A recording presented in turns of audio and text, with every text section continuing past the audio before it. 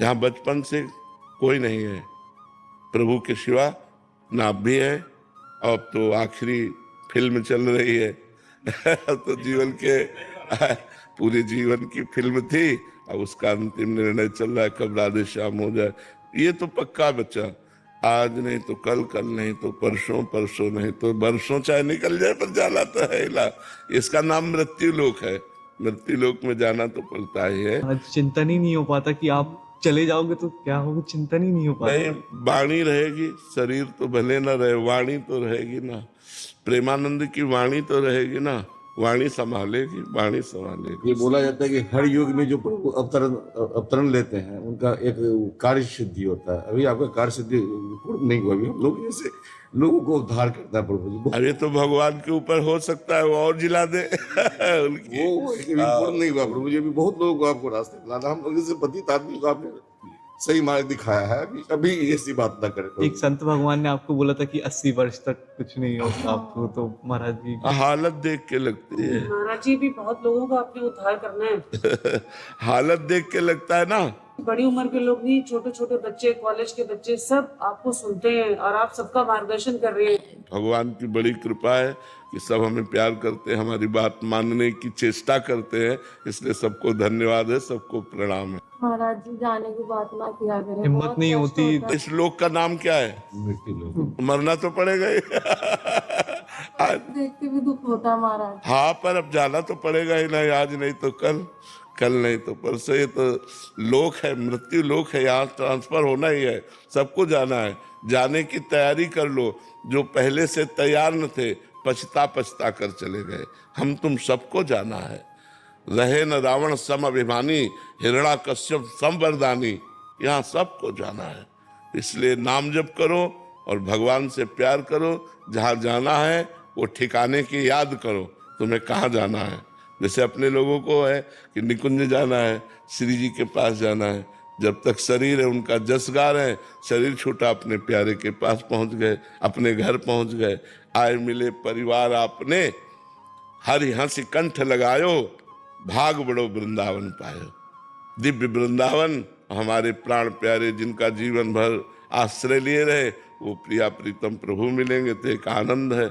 मरना भी आनंदमय है, मरने से सब जग डरा, मेरो मन आनंद, कब मरी हो कब भेटी हो पूर्ण परमानंद, कब अपने पूर्ण परमात्मा से मिलूंगा। महाराज जी, आपने एक बार सत्संग में बोला कि सेवा से तन की शुद्धता होती है और सुमिरन से मन की। इसमें तन की शुद्धता का आश्रय महाराज जी कैसे समझें, कृपया? हाँ, तन से हमारे पाप कर्म होते हैं। जब हमारा शरीर शुद्ध हो जाएगा तो हमारे शरीर से पाप कर्म नहीं होंगे। पाप कर्म की व्याख्या कहाँ तक करें?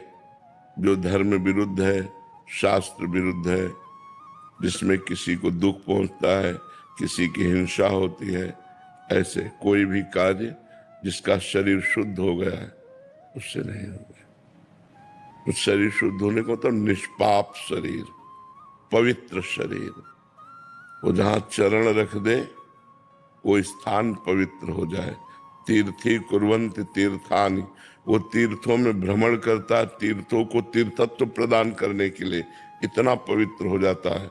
सेवा से शरीर पवित्र हुआ तो शरीर का राग नष्ट हो गया।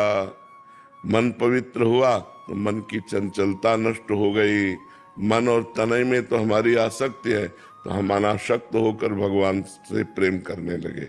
तो हमारा शरीर जब तक अपवित्र है तब तक इसमें राग रहता है, और जब शरीर पवित्र हो जाता है तो इससे भी वैराग्य हो जाता है। तो जब शरीर से भी वैराग्य हो जाए, कोई पाप कर्म न बने, तो समझना चाहिए शरीर पवित्र हो गया। और जब मन निरंतर भगवान का चिंतन करे, भगवान के चिंतन में पुलकित हो जाए, रोमांचित हो जाए, तो समझना चाहिए मन पवित्र हो गया। जब मन और तन पवित्र हो गया तो भगवान का स्वरूप अपने आप अनुभव में आने लगता है। महाराज जी, आपके श्रीमुख से सुना है कि मूल तो मन ही है महाराज जी, शरीर की क्रियाएं कराने वाला। हाँ, पर मन लगा शरीर में है ना, मन शरीर में लगा है। अगर हमारा शरीर अपवित्र है तो अपवित्र क्रियाओं की बढ़ोतरी करेगा मन, अगर शरीर पवित्र है तो इनका कनेक्शन है। अच्छा, इसीलिए पवित्रता का निर्वाह। हाँ, इसीलिए हम स्नान, कपड़े पवित्र, पवित्रता, जिससे हमारा मन पवित्र हो। मूल तो मन में आएगा, पर मन स्थूल शरीर में फंसा हुआ है। तो स्थूल शरीर जब हमारा पवित्र होगा तो सूक्ष्म शरीर में मन आता है, वो भी पवित्र हो जाएगा, और कारण शरीर में स्वभाव आता है, वो भी पवित्र हो गया। तीनों पवित्र हो गए तो आप तो परम पवित्र हैं ही, आत्मस्वरूप हैं, आपको अनुभव होने लगेगा। जैसे स्वच्छ और निर्मल जल में नीचे क्या पड़ा है ये हमें दिखाई दे देता है, ऐसे परम पवित्र निश्चल मन में भगवान के स्वरूप का अनुभव। इंद्रियाणाम मनश्चास्मि, भगवान गीता जी में कहते हैं इंद्रियों में मैं मन हूं, तो वो अनुभव में आने लगते हैं। वनिका जी दिल्ली से।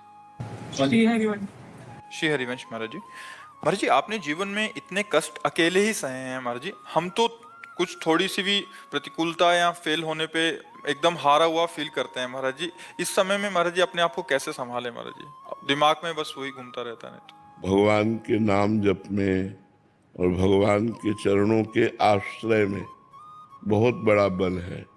अगर हम भगवान का आश्रय न लिए होते तो हमारी दुर्गति हो जाती।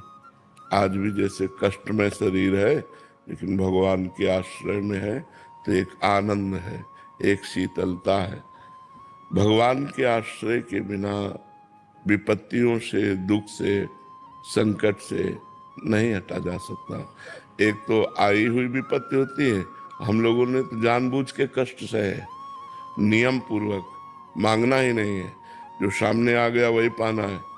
कई कई दिन भूखे रहना, गर्मी सर्दी बरसात सब सहना, पर प्रभु के लिए तो उन्होंने ऐसी सामर्थ्य दे दी जो अब कष्ट कष्ट लगता ही नहीं है, अब कोई दुख दुख लगता ही नहीं है।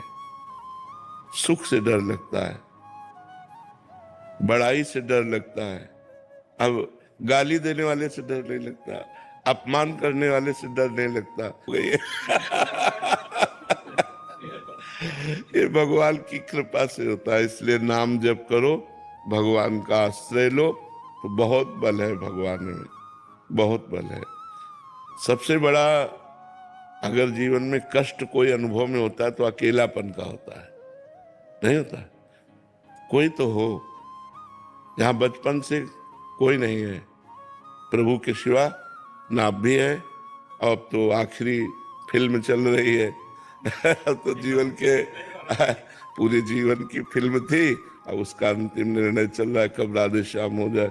ये तो पक्का बच्चा, आज नहीं तो कल, कल नहीं तो परसों, परसों नहीं तो बरसों चाहे निकल जाए, पर जाना तो है ही। इसका नाम मृत्यु लोक है, मृत्यु लोक में जाना तो पड़ता ही है। तो हम सबसे बड़ी बात बता रहे हैं, यदि भगवान को अपना दोस्त मानोगे, भगवान को अपना मानोगे, तो कभी निराश नहीं होगे।